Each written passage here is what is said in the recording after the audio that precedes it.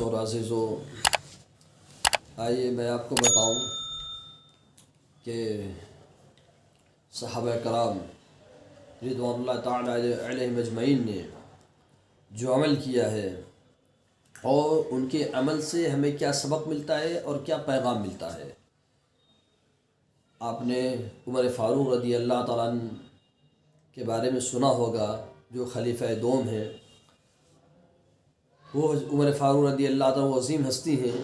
جب وہ زمین پہ جب زلزلہ پیدا ہوتا تھا، جب اپنے پاؤں کو ٹھوکر سے مار دیتے تھے اور کہتے تھے اے زمین کیا میں تیرے اوپر انصاف نہیں کرتا، تو زمین کا زلزلہ رک جایا کرتا تھا، زمین رک جایا کرتی تھی۔ وہ عمر فاروق رضی اللہ تعالیٰ معظم ہستی ہیں، جس کے بارے میں رسول پاک صلی اللہ علیہ وسلم نے ارشاد فرمایا کہ اے عمر میرے بارے اگر نبوت جائز ہوتی تو نبی ہوتا۔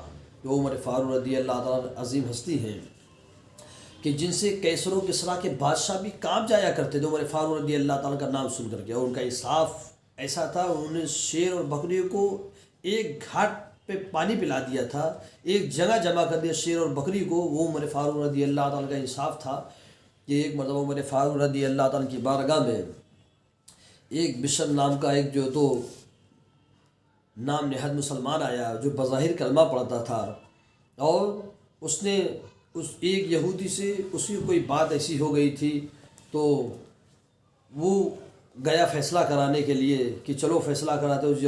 وہ یہودی نبی کریم صلی اللہ علیہ وسلم کی بارگاہ میں لے کر کے آیا، کہا کہ چلو نبی کی بارگاہ میں ہم دونوں کا فیصلہ ہو جائے۔ تو وہ ماننے کو تیار نہیں ہو، کہا کہ نہیں چلو۔ اس کے بعد ایک یہودی تھا، اس کے پاس کہا کہ چلو اس کے پاس فیصلہ کرائے، کیونکہ وہ یہودی جانتا تھا وہ رشوت خور ہے۔ اگرچہ وہ یہودی جس کے پاس جا رہا تھا وہ اس کا ہم مذہب تھا، مگر وہ یہودی جان رہا تھا یہ اگرچہ میرا ہم مذہب ہے مگر یہ رشوت خور ہے، اس لیے اس کے پاس یہودی نہ جا کے نبی صلی اللہ علیہ وسلم کی بارگاہ میں آیا۔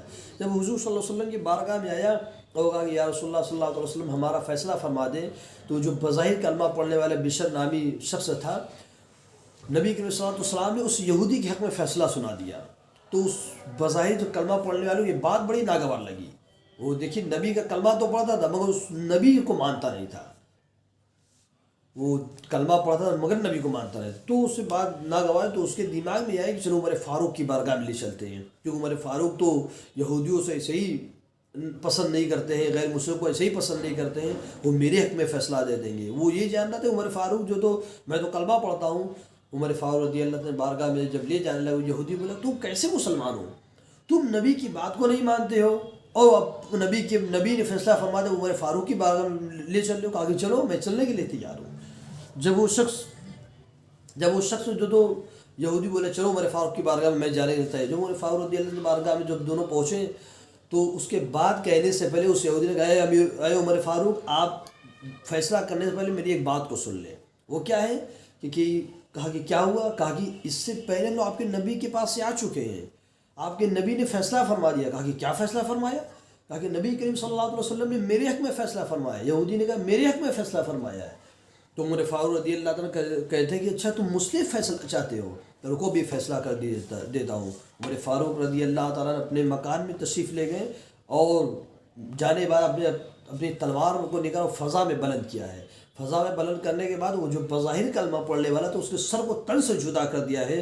سارے لوگوں نے کہا دیکھو عمر نے مسلمان کو قتل کر دیا، عمر نے نمازی کو قتل کر دیا، عمر نے کلمہ پڑھنے والوں کو قتل کر دیا۔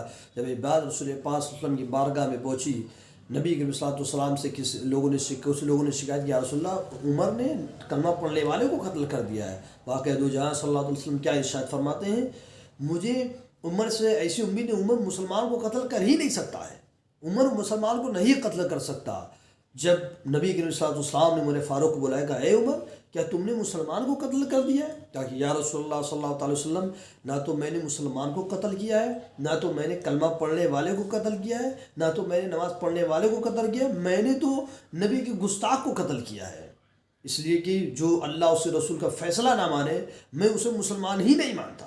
عمر فاروق رضی اللہ عنہ جو ہی یہ فرمایا ہے تو یہ اللہ رب العزت نے آیت کریمہ نازل فرمائی، فلا وربک لا یؤمنون حتی یحکموک فیما شجر بینہم ثم لا یجدوا فی انفسہم حرجا مما قضیت ویسلموا تسلیما۔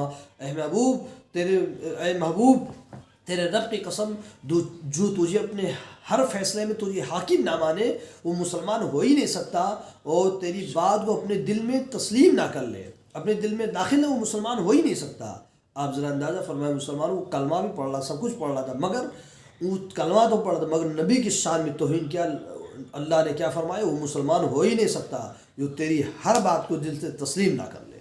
اس لیے یہ نہ بتایا جائے کہ سب کلمہ پڑھنے والوں کافر نہ کہا جائے، اگر یہی بات ہے تو عمر فاروق رضی اللہ تعالیٰ سے پوچھ لو، عمر فاروق کی حیات طیبہ کو پڑھ لو، ان کی حیات طیبہ یہی بتا رہی ہے کہ جو بظاہر کلمہ پڑھنے لگتا تھا عمر فاروق رضی اللہ، اسے مسلمان نہیں جانتے، نبی کی توہین ذرہ برابر بھی برداشت گوارا نہیں تھی۔ اس لیے جو یہ کہتا ہے وہ عمر فاروق کی حیات طیبہ کو پڑھ لے، ان سے سبق حاصل کر لے کہ سب مسلمان نہیں، جو نبی کے صلی اللہ کی دل سے تعظیم کرے، دل سے حیا کرے، دل سے ادب کرے، دل سے محبت ہے، وہی مسلمان ہو سکتا ہے۔ السلام علیکم۔